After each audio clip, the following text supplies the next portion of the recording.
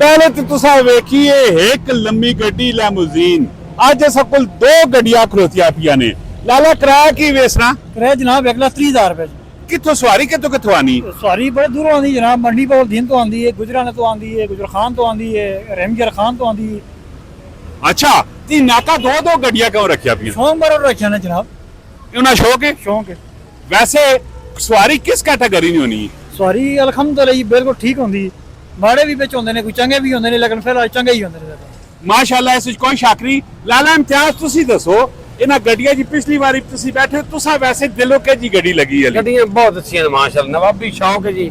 बड़े लोग आंदे ने 2-3 लाख रुपया दे जांदे ने, दिहाड़ी बुकिंग कराई, शादियां ते लेके, फंक्शन किसी होर ते लेके जी, दोस्तां बिलियों गए, गपशप मारी, शाम वापस आ गए। हाय जिंदगी ना ते भरोसा कोई पे नहीं है।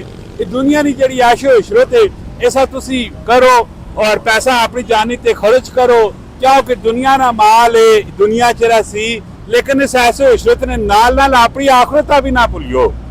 अगर तुसा एक गड्डी चाहिए है, बुकिंग नहीं होते ते वैसे नंबर की वे? नंबर 0-4 1157 पूरा 100। गड्डियां तुसी स्क्रीन उत्ते पे वेखने हो।